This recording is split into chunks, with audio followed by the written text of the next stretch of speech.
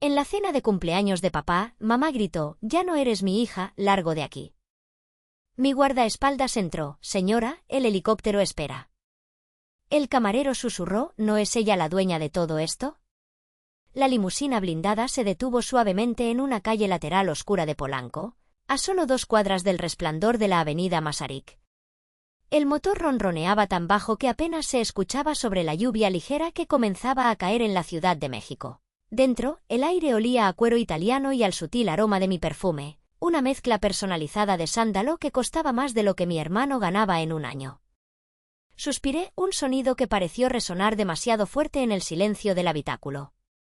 Era hora. ¿Está lista, jefa?, preguntó Lázaro desde el asiento del conductor, mirándome a través del espejo retrovisor. Sus ojos, enmarcados por arrugas de preocupación, no ocultaban su desaprobación. Lázaro había estado conmigo desde el principio, desde que Zenith Corp era solo una idea en una servilleta y yo comía atún en lata. Él odiaba estas noches. Odiaba ver cómo me transformaba. «Dame un minuto, Lázaro», respondí, mi voz sonando más cansada de lo que pretendía. Levanté la muñeca izquierda. El Patek Philippe brillaba bajo la luz ámbar de la cabina. Lo desabroché lentamente, sintiendo cómo el peso del éxito se deslizaba de mi piel. Lo guardé en la caja fuerte oculta en el reposabrazos. Luego vinieron los pendientes de diamantes, pequeños pero impecables. Fuera. El anillo de zafiro. Fuera. Me quité el blazer de seda estructurada que me daba esa postura de no te metas conmigo en la sala de juntas. En su lugar, saqué de una bolsa de plástico arrugada un suéter de punto color mostaza, de una temporada de Zara de hace 3 años, que tenía una pequeña bola de hilo suelta en el puño. Me lo puse. Picaba un poco. Picaba como la vergüenza. Me quité los tacones Louboutin de suela roja. Mis pies tocaron la alfombra suave por un segundo antes de deslizarse dentro de unos zapatos planos, desgastados en el talón, que había comprado en un tianguis específicamente para estas ocasiones. Finalmente, saqué el objeto más importante. Una pulsera de plata, deslustrada y delgada, con un pequeño dije en forma de corazón. Papá me la había regalado cuando cumplí 15 años. En ese entonces, él no tenía mucho dinero, y ese regalo significó el mundo para mí. Ahora, esa pulsera era un recordatorio físico de la única vez que me sentí verdaderamente vista por él. Me la abroché. Se sentía fría contra mi piel, como una esposa carcelaria. Me miré en el espejo de vanidad. Mireya, la CEO que acababa de cerrar un trato de exportación agrícola de $10 millones con Japón, había desaparecido. En su lugar estaba Mireya, la hija solterona de 34 años, la que intentaba vender ropa por internet, la oveja negra, la fracasada. La mujer que mi madre disfrutaba compadecer. «Me veo patética», murmuré. «Se ve como alguien que tiene demasiada paciencia, señora», corrigió Lázaro, su voz grave llena de lealtad. «Recuerde, el protocolo de seguridad está activo. Código rojo. Si toco el auricular 2 veces, mis hombres entran. No me importa si es su madre. Nadie la toca a usted. Es solo una cena, Lázaro. Palabras. Las palabras no sangran. Las palabras de esa gente son navajas, jefa.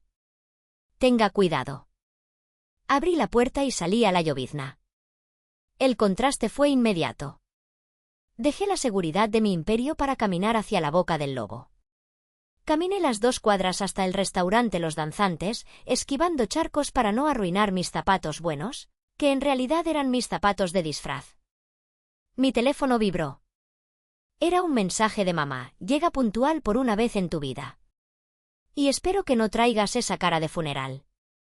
Es el cumpleaños de tu padre, no se trata de ti». Guardé el teléfono, un modelo de hace 4 años con la pantalla astillada que usaba exclusivamente para comunicarme con ellos. Mi verdadero teléfono, el encriptado, se quedó seguro con Lázaro. Al llegar a la entrada del restaurante, el valet parking me miró de arriba a abajo. Su mirada se detuvo en mis zapatos y luego subió a mi suéter deslucido. Estaba acostumbrado a recibir a la élite de México, a mujeres con bolsos Chanel y hombres con puros. Yo parecía alguien que venía a pedir trabajo en la cocina. La entrada de servicio está por el callejón, señorita, dijo él, sin siquiera intentar ser amable. Sonreí internamente.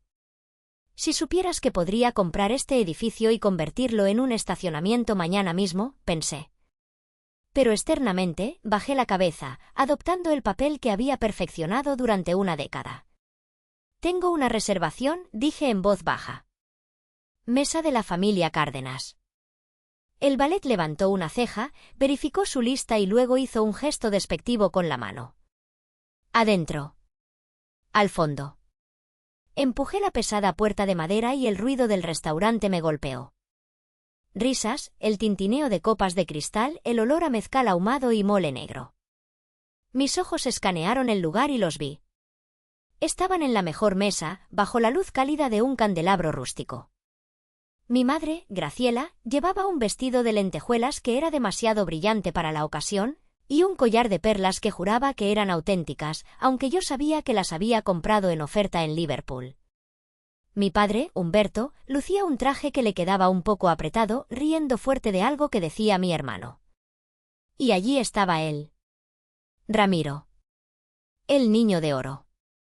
Estaba recostado en su silla como si fuera el dueño del lugar, con una camisa desabotonada hasta el pecho mostrando una cadena de oro gruesa. A su lado, mi cuñada Jessica revisaba su maquillaje en la cámara del celular. Respiré hondo. El aire olía a hipocresía. Avancé hacia la mesa. Cada paso era una batalla entre mis dos identidades. La CEO quería dar media vuelta, comprar el restaurante y echarlos a todos. La hija quería. Dios, la hija solo quería que papá le diera un abrazo y le dijera que estaba orgullosa de ella. ¡Qué estúpida esperanza! Ya llegué, dije al acercarme a la mesa. El silencio cayó sobre el grupo. 5 pares de ojos se volvieron hacia mí. No hubo sonrisas. No hubo un hola, Mireia. Solo hubo un barrido visual colectivo, juzgando, evaluando, despreciando. Vaya, dijo mi madre, rompiendo el silencio con ese tono que usaba para hablar de las enfermedades de los vecinos. Al fin. Pensé que te habías perdido en el metro. Hola, mamá. Feliz cumpleaños, papá, me acerqué para darle un beso en la mejilla a Humberto. Él se dejó besar, pero no se levantó. Ni siquiera dejó de mirar su copa de vino. «¿Te ves cómoda, hija?», dijo él, usando esa palabra como un insulto velado. «Ay, Mireia», interrumpió Jessica, mi cuñada, con una sonrisa que no llegaba a sus ojos. «¿Ese es el suéter que llevabas la Navidad pasada? Deberías haber pasado por mi casa. Tengo ropa que ya no me queda, de cuando estaba un poco más llenita. Te hubiera quedado perfecta». «Gracias, Jessica», dije, tomando asiento en la única silla vacía, justo en la esquina, donde los meseros pasaban rozando mi espalda. «Estoy bien así». «Si tú lo dices», Jessica se volvió hacia mi hermano. «Amor, mira qué diferencia. Tú con tu camisa Gucci y ella, bueno, ella tiene salud, ¿no?». Ramiro soltó una carcajada, una risa fuerte y hueca. «Déjala, Jess. No todos tienen el don para los negocios como nosotros. Alguien tiene que ser el público para que nosotros brillemos». Sentí una punzada en el estómago. «¿Negocios?», pensó. «Si supieran que la mitad de tus negocios son esquemas piramidales y la otra mitad son deudas que yo he pagado en secreto». Pero me callé. Acomodé mi servilleta en el regazo y me preparé. La noche apenas comenzaba, y yo ya sentía el sabor metálico de la sangre en mi boca de tanto morderme la lengua. El mesero se acercó con la carta de vinos, y la dinámica de poder en la mesa se hizo dolorosamente evidente. Ramiro ni siquiera dejó que papá mirara la lista. Se la arrebató de las manos al mesero con una arrogancia practicada. «Tráenos una botella de Casa Madero, Gran Reserva 3 voltios». «No, mejor que sean 2. Hoy celebramos a lo grande», anunció Ramiro, lanzando una mirada desafiante alrededor de la mesa, asegurándose de que los comensales cercanos lo escucharan. Papá se infló de orgullo, como un pavo real en época de apareamiento. «Ese es mi hijo». exclamó Humberto, dándole una palmada en la espalda a Ramiro. Siempre con buen gusto. No como otros que cuentan los centavos hasta para pedir agua. La mirada de papá se deslizó hacia mí por un segundo antes de volver a su hijo favorito. Yo pedí un vaso de agua del grifo. No porque no pudiera pagar el vino, podría haber comprado la bodega entera, sino porque sabía lo que vendría después. ¿Y cómo van los negocios, hijo?, preguntó mamá, inclinándose hacia adelante con devoción, ignorando completamente mi presencia. Ramiro se reclinó, girando su copa de vino, que el mesero acababa de servir, con un movimiento exagerado de muñeca. Llevaba un reloj Rolex falso. Una imitación bastante buena para el ojo inexperto, pero desde mi asiento podía ver que el segundero hacía un sutil tic-tic, en lugar del barrido suave de un mecanismo automático genuino. Increíble, mamá. Estamos a punto de cerrar un trato con unos inversores de Monterrey. Se trata de criptomonedas y bienes raíces virtuales. Es el futuro. Ustedes no lo entenderían, es muy técnico, pero digamos que el apellido Cárdenas va a estar en la lista de Forbes pronto. ¡Ay, qué emoción!, chilló Jessica, aplaudiendo. Ya le dije a Ramiro que necesito cambiar mi camioneta. Esa BMW ya tiene 2 años, me da vergüenza que me vean en ella en el club. Lo tendrás, mi reina. Lo que quieras, prometió Ramiro, guiñándole un ojo. Yo bajé la mirada a mi plato vacío. Mentira, pensé. Todo es mentira. Sabía por mis contactos bancarios que la tarjeta de crédito de Ramiro había sido rechazada esa misma mañana en una gasolinera. Sabía que debía 3 meses de renta de su oficina en la colonia Roma. Y sabía que los inversores de Monterrey eran en realidad prestamistas del mercado negro, los gota a gota, tipos peligrosos que no aceptan excusas. ¿Y tú, Mireia?, preguntó papá de repente, como si acabara de recordar que tenía otra hija. ¿Sigues con eso? ¿Lo de la computadora? Sí, papá, respondí suavemente. Sigo con mi tienda en línea. Y hago algunas consultorías virtuales. Consultorías, resopló mamá, cortando su carne con violencia. Eso es una palabra elegante para decir desempleada. A tu edad, yo ya tenía casa propia y 2 hijos. Tú vives en ese departamento de interés social que huele a gato y manejas ese coche que parece una lata de sardinas abollada. El Nissan me lleva a donde necesito ir, mamá. Te lleva a la mediocridad, eso es lo que hace, disparó ella. De repente, la escena cambió ante mis ojos. El ruido del restaurante se desvaneció y fui arrastrada hacia atrás en el tiempo, a una memoria que guardaba en el museo de mi dolor. Hace 2 años. Sala de espera del Hospital Ángeles. El olor a antiséptico y café quemado. Eran las 3 de la mañana. Papá había tenido un infarto. Mamá estaba sentada en la silla de plástico, llorando histéricamente no por la salud de papá, sino por la factura. 500.000 pesos. Gemía ella. ¿Nos van a quitar la casa? ¿De dónde vamos a sacar eso? Yo estaba en el rincón, con mi laptop abierta, transfiriendo fondos desde una cuenta offshore para que no pudieran rastrear mi riqueza. Había vendido mi primer Porsche esa tarde, en efectivo, por debajo del precio, solo para tener la liquidez inmediata sin levantar sospechas. Ya está pagado, mamá, le dije, acercándome con el recibo. Pagué el anticipo y la cirugía. ¿Papá va a estar bien? Mamá me miró con los ojos rojos, arrancó el recibo de mis manos y lo miró con incredulidad. Pero justo en ese momento, la puerta se abrió y entró Ramiro. Bronceado, oliendo a coco y tequila, con gafas de sol en la cabeza. Acababa de llegar de un fin de semana en Cancún con su amante. «Mamá. Vine en cuanto pude», exclamó él, abrazándola dramáticamente. «Tuve que dejar una reunión vital de negocios». «Oh, mi hijo santo», lloró mamá, aferrándose a él. «Gracias a Dios que estás aquí. Tu hermana pagó, pero seguro se endeudó con algún banco horrible. Ramiro, tienes que revisar eso, no vaya a ser que nos meta en problemas legales». «Tranquila, mamá. Yo me encargo». Yo asumo la responsabilidad de la familia, dijo él, mirándome por encima del hombro de mamá con una sonrisa burlona. Nunca me dio las gracias. Y cuando papá despertó de la anestesia, lo primero que dijo fue, gracias, Ramiro, sabía que tú nos salvarías. Y Ramiro no lo corrigió. Volví al presente. El sabor del agua en mi boca era amargo. Ramiro estaba sirviéndose más vino, riendo de su propia broma. «¿Sabes, Mireia?», dijo Ramiro, apuntándome con su tenedor, «a veces me das lástima». «¿En serio? Debe ser duro ver cómo tu hermano menor triunfa mientras tú te estancas. Pero no te preocupes, cuando me haga millonario de verdad, te contrataré para, no sé, limpiar mi oficina». «Eres buena limpiando desastres, ¿no?». Jessica soltó una risita cruel. «No seas malo, amor. Quizás pueda ser la niñera de nuestros futuros hijos. Aunque tendría que aprender a vestirse mejor para no asustarlos». Apreté los puños debajo de la mesa hasta que mis nudillos se pusieron blancos.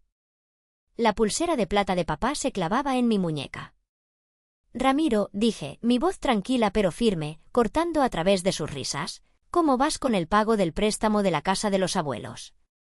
Me llegó una notificación al correo de la casa, ya que mi dirección sigue registrada allí. La sonrisa de Ramiro vaciló por una fracción de segundo. «Es un error del sistema. Ya está arreglado. No te metas en asuntos de adultos, Mireia. Tú preocúpate por vender tus baratijas por internet». «Es que la notificación decía embargo inminente», presioné, mirándolo fijamente a los ojos. Quería verlo retorcerse. «Solo un poco». Mamá intervino de inmediato, como una leona defendiendo a su cachorro deforme. «Basta, Mireia».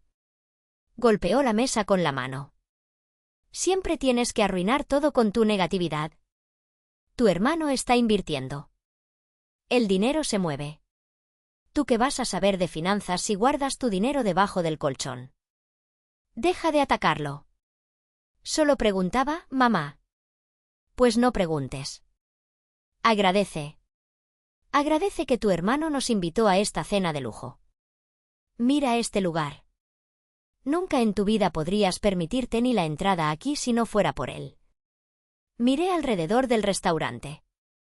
Los danzantes. Paredes de piedra volcánica, arte indígena moderno. Sí, era hermoso. Y era mío.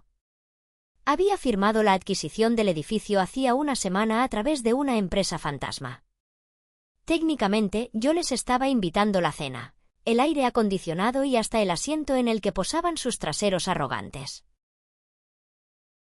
Pero ellos veían lo que querían ver, a la hija fracasada, envidiosa del éxito imaginario de su hermano. «Salud por la familia», dijo papá, levantando su copa, ajeno a la tensión o eligiendo ignorarla. «Por la unidad. Y por que cada uno ocupe el lugar que le corresponde». Bebieron. Yo no. Porque papá tenía razón. Cada uno ocuparía el lugar que le corresponde. Y esa noche, el tablero de ajedrez estaba a punto de volcarse. Los platos principales fueron retirados y llegó el momento del postre. Un pastel de chocolate con una vela solitaria fue colocado frente a papá. Cantaron las mañanitas, desafinados y ruidosos, atrayendo miradas de las mesas vecinas. Yo aplaudí suavemente, sintiendo una náusea creciente.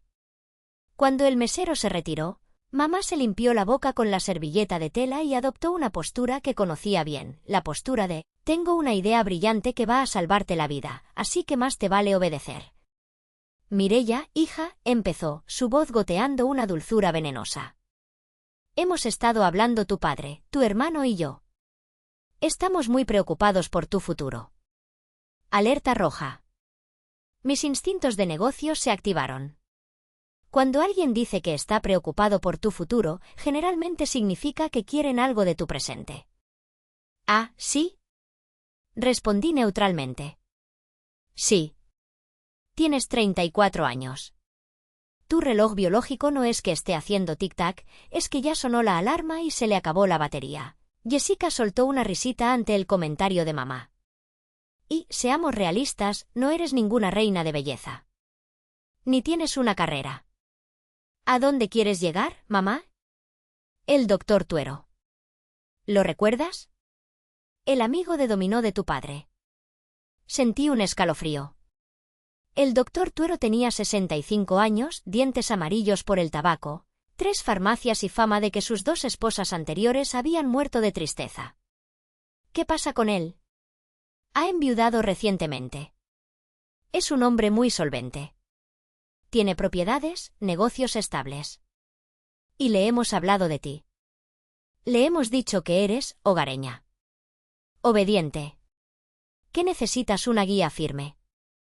Me quedé helada. ¿Me estás arreglando una cita? No es una cita, nena, intervino Ramiro, inclinándose sobre la mesa con una mirada depredadora. Es un arreglo. Tuero está dispuesto a casarse. Quiere a alguien que le cuide la casa y le dé compañía en sus últimos años. A cambio, te dará una vida cómoda. Ya no tendrás que vender chucherías online. Y añadió mamá, y aquí venía el verdadero motivo, el doctor Tuero ha sido muy generoso. Ha ofrecido invertir capital en la empresa de Ramiro como regalo de bodas. Un préstamo a fondo perdido de 2 millones de pesos. El mundo se detuvo. El ruido del restaurante desapareció. Solo escuchaba el latido de mi corazón en mis oídos.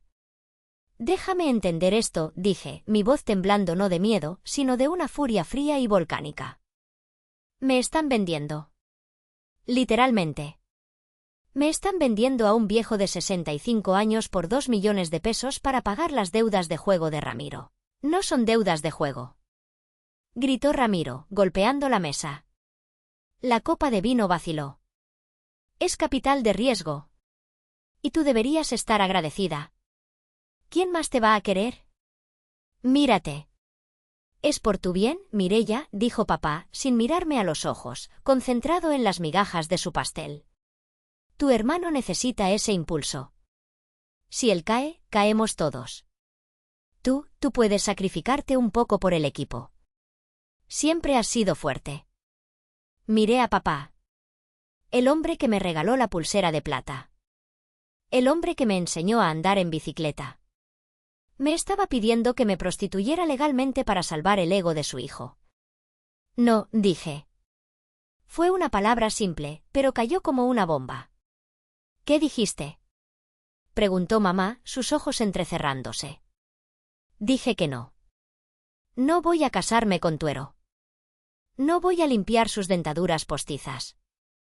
Y definitivamente no voy a ser la moneda de cambio para tapar los fracasos de Ramiro. Que Ramiro pague sus propias deudas. O que venda su BMW alquilado. La cara de mamá se transformó. La máscara de dulzura se derritió, revelando la fealdad pura de su narcisismo. «¡Egoísta!», gritó, lo suficientemente alto como para que la gente volteara. «¡Miserable egoísta! Después de todo lo que hemos hecho por ti. Te dimos la vida. Te dimos un techo. ¿Y así nos pagas? Viendo a tu hermano sufrir cuando tú podrías solucionarlo abriendo las piernas para un buen hombre». «¡Mamá!», exclamé, horrorizada por su vulgaridad. «Cállate». Ramiro se levantó a medias, su rostro rojo por el alcohol y la ira. «Eres una inútil. Siempre lo has sido. Ojalá hubieras sido tú la que nunca nació». Me puse de pie. Mis piernas temblaban, pero mi columna estaba recta. Agarré mi bolso barato. Se acabó. Me voy. Y no esperen que pague mi parte de la cena. Que la pague el empresario exitoso. Me di la vuelta para irme, pero mamá fue más rápida. Se levantó y me agarró del brazo con una fuerza sorprendente para una mujer de su edad. Sus uñas postizas se clavaron en mi piel a través del suéter viejo. «Tú no te vas a ninguna parte hasta que aceptes». Siseó. «Suéltame, mamá. No me des la espalda». En el forcejeo, su mano se movió. No sé si fue calculado o un accidente de la furia, pero su mano libre conectó con mi mejilla. El sonido de la bofetada resonó en todo el restaurante Los Danzantes. Fue un sonido seco, humillante. El impacto me hizo tambalear y golpeé la mesa. La copa de vino de papá se volcó, derramando el líquido rojo oscuro sobre mi suéter mostaza, como una herida de bala en el pecho. El restaurante entero se quedó en silencio. La música de piano se detuvo. Los comensales congelaron sus tenedores a medio camino de sus bocas. Me llevé la mano a la mejilla. Ardía. Pero no tanto como mi alma. Miré a mi madre. Ella no parecía arrepentida. Parecía poderosa. Triunfante. Ahí tienes, dijo ella, respirando agitadamente, arreglándose el collar de perlas falsas. A ver si eso te acomoda las ideas. Miré a papá. Él estaba limpiando una gota de vino de su manga, ignorando que su esposa acababa de agredir a su hija. Ramiro sonreía. Jessica miraba con los ojos muy abiertos, pero con un brillo de excitación, como si estuviera viendo el mejor episodio de su telenovela favorita. ¿Me acabas de pegar?, pregunté, mi voz apenas un susurro. «Y te pegaría de nuevo si fuera necesario», escupió mamá. «Eres una vergüenza. Mírate. Manchada, llorando, sin futuro. Te lo voy a decir una sola vez, Mireia. O te sientas, pides perdón y aceptas la propuesta de Tuero, o...». Hizo una pausa dramática, disfrutando de tener la atención de todo el restaurante. «O estás muerta para nosotros». Las palabras colgaron en el aire. Pesadas. Definitivas. ¿Muerta?, repetí. «Muerta», confirmó ella. «Si sales por esa puerta sin obedecer, no tienes madre. No tienes padre. No tienes familia. Te desheredamos. Te borramos. Para mí, solo tendré un hijo, Ramiro. Tú serás un fantasma. Nadie te va a querer, Mireia. Nadie. Porque si tu propia madre no te quiere, ¿quién lo hará?». Miré a cada uno de ellos. Esperaba ver un atisbo de duda, de amor, de humanidad. Pero solo vi codicia en Ramiro, burla en Jessica y una cobardía patética en papá. Y en mamá vi un vacío negro donde debería estar el corazón. Algo se rompió dentro de mí. Pero no fue un colapso. Fue como romper unas cadenas. La niña que buscaba aprobación murió en ese instante, asesinada por esa bofetada. Y de sus cenizas, en ese mismo segundo, la CEO de Zenith Corp se puso de pie. Me enderecé. Me limpié una lágrima solitaria que había escapado. Mi postura cambió. Mis hombros se relajaron. Mi barbilla se levantó. «De acuerdo», dije. Mi voz ya no temblaba. Era la voz que usaba para despedir ejecutivos incompetentes. «Acepto los términos. Estoy muerta para ustedes». Mamá parpadeó, confundida por el cambio repentino en mi tono. «¿Qué?». Dije que acepto. Pero antes de irme al más allá, creo que alguien ha venido a recogerme. En ese preciso instante, las puertas dobles de la entrada principal del restaurante se abrieron de par en par, golpeando las paredes con un estruendo. No entraron caminando, irrumpieron. Eran 3 hombres. Llevaban trajes negros impecables, cortados a medida para disimular las fundas de las armas bajo las axilas. Llevaban auriculares enroscados en los oídos y gafas oscuras a pesar de ser de noche. Se movían con la precisión letal de depredadores alfa. En el centro estaba Lázaro. Ya no parecía mi chofer cansado. Parecía lo que realmente era, un excomandante de las fuerzas especiales. Su presencia llenó la sala, absorbiendo todo el oxígeno. Ramiro, impulsado por una estupidez alcohólica y queriendo hacerse el macho alfa frente a su esposa, se puso de pie tambaleándose. «Oigan. ¿Quiénes se creen que son? Esta es una cena privada. Lárguense o llamo a...». Lázaro ni siquiera redujo el paso. Cuando llegó frente a Ramiro, simplemente extendió una mano enguantada en cuero y lo empujó suavemente en el pecho. Ramiro voló. Literalmente. Sus pies se despegaron del suelo y aterrizó de culo en su silla con tal fuerza que la madera crujió. El aire salió de sus pulmones con un sonido cómico glow-off. Lázaro no le dedicó ni una mirada. Siguió avanzando hasta detenerse frente a mí. Los otros 2 guardias se posicionaron a mis flancos, mirando hacia afuera, creando un perímetro de seguridad impenetrable entre mi familia y yo. El restaurante estaba en un silencio sepulcral. Se podría haber escuchado caer un alfiler. Lázaro se quitó las gafas oscuras lentamente, revelando unos ojos fríos como el acero, y luego hizo algo que dejó a mi madre boquiabierta, se inclinó. Hizo una reverencia profunda, respetuosa, casi militar. «Señora presidenta», dijo Lázaro, su voz grave resonando clara y fuerte. «Mis disculpas por la interrupción. El protocolo Oveja Negra ha sido activado debido a una agresión física detectada». Sacó un pañuelo de seda blanca de su bolsillo y me lo ofreció para que me limpiara la mancha de vino. «Gracias, Lázaro», dije, tomando el pañuelo. Mi voz era tranquila, pero cargada de autoridad. Mamá se puso de pie, temblando, con la cara pálida bajo el maquillaje excesivo. «¿Presidenta?» Tartamudeó. «¿De qué estás hablando? ¿Quiénes son estos payasos?» «Mireya, diles que se vayan». «¿Nos estás avergonzando?» Lázaro se giró lentamente hacia mi madre. La miró como si fuera una cucaracha en la suela de su zapato. «Señora», dijo Lázaro, «le sugiero que baje el tono. Está hablando con la dueña mayoritaria de Zenith Corp. Y una de las 10 mujeres más ricas de México». «¿Qué?» Ramiro chilló desde su silla, tratando de recuperar el aliento. «¿Zenith Corp? Eso es mentira. Ella vende trapos viejos por Facebook. Es una muerta de hambre». «Don Genaro». Lázaro llamó, levantando la voz hacia la parte trasera del restaurante. De la cocina emergió un hombre bajito, calvo, vestido con un traje caro, sudando profusamente. Era don Genaro, el famoso dueño de la cadena de restaurantes. Corrió hacia nuestra mesa, secándose la frente con una servilleta, llevando en sus manos una botella de vino que valía más que el coche de Ramiro, un Romanée Conti. «Doña Mireya». «Doña Mireya, por Dios santo», exclamó don Genaro, casi arrodillándose. «¡Qué honor!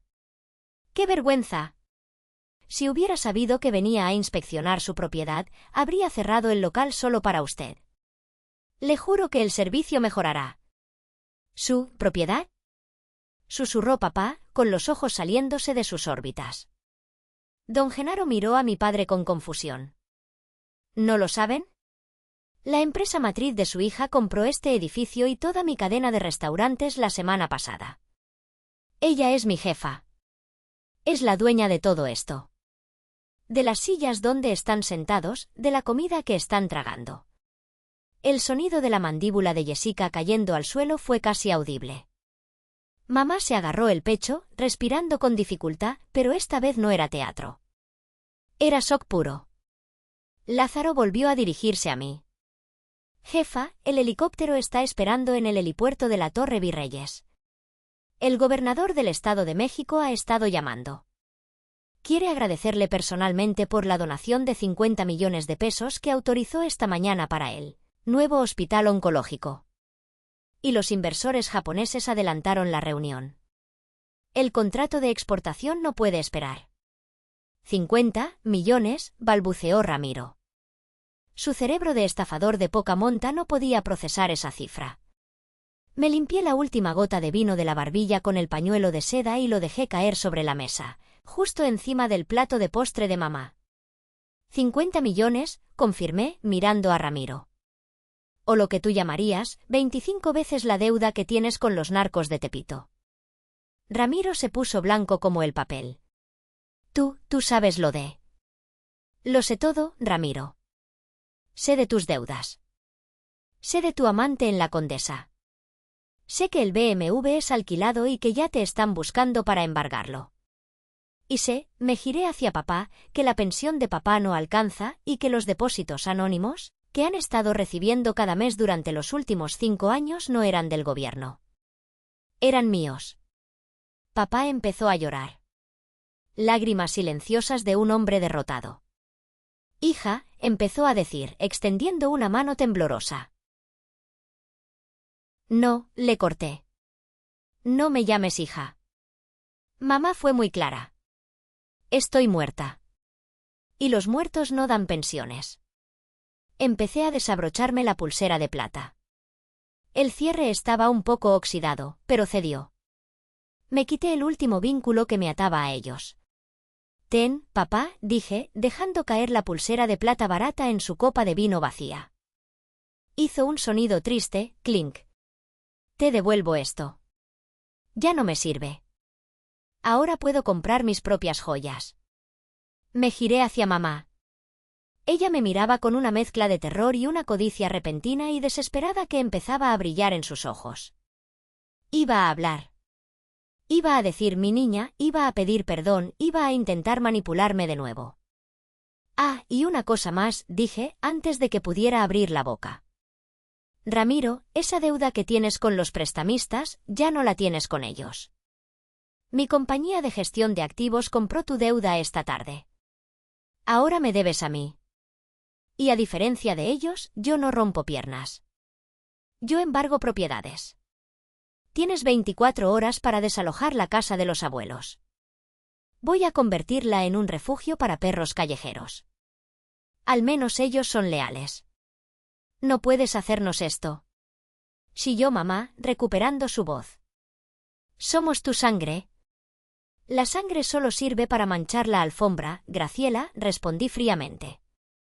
Me di la vuelta.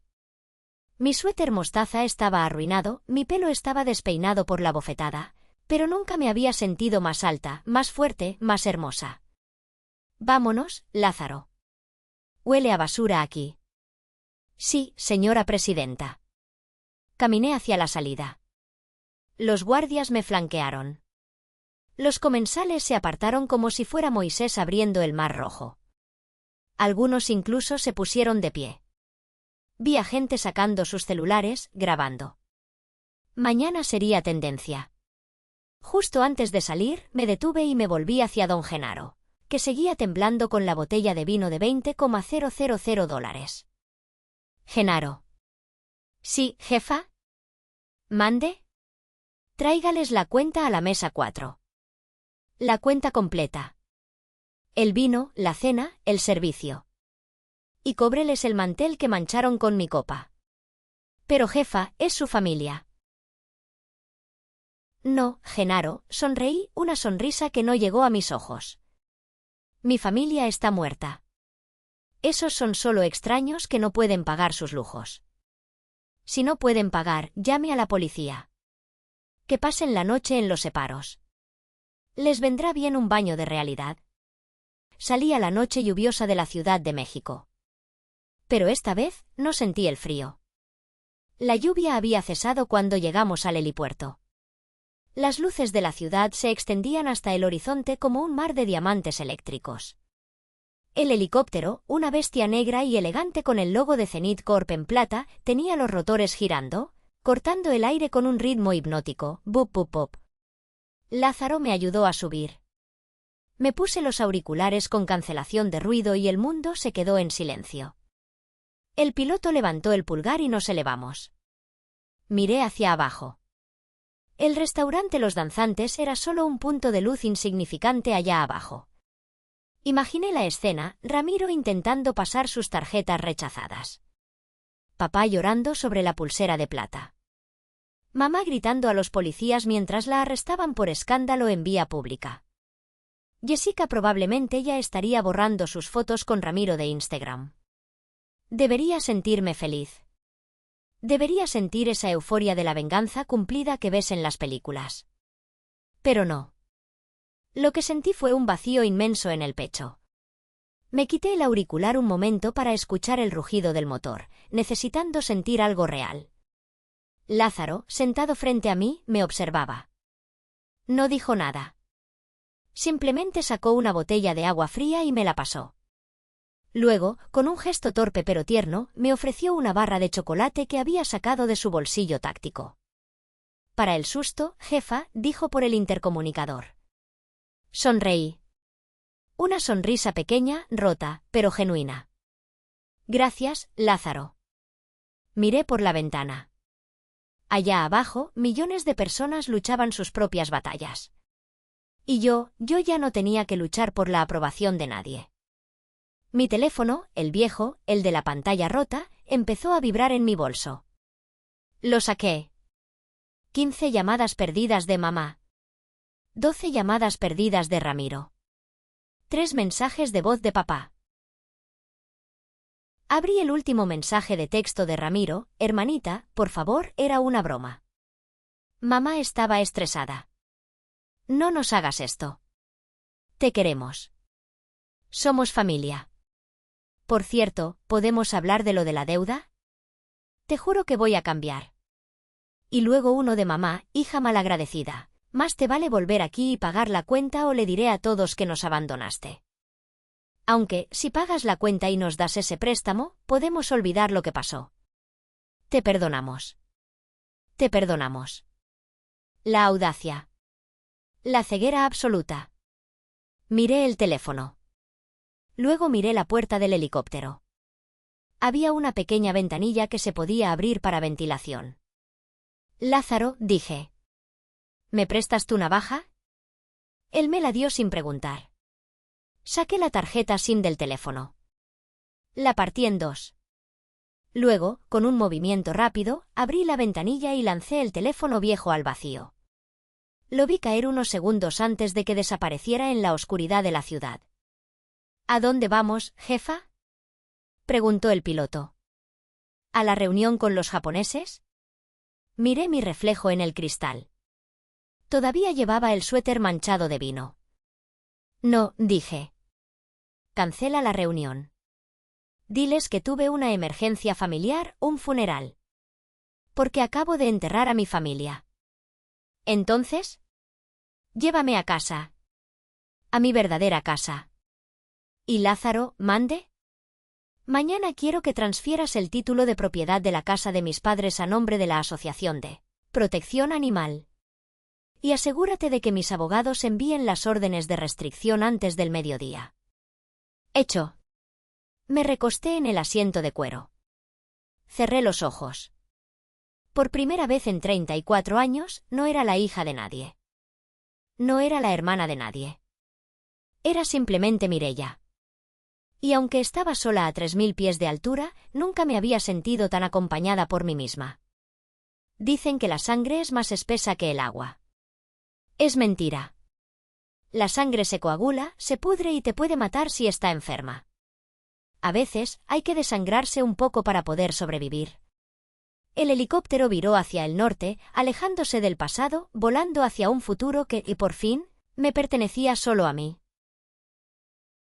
¿Y si alguien me pregunta si me arrepiento de haber dejado a mi madre gritando en un restaurante mientras yo volaba en mi helicóptero, la respuesta es simple: no se puede salvar a quien disfruta ahogándote.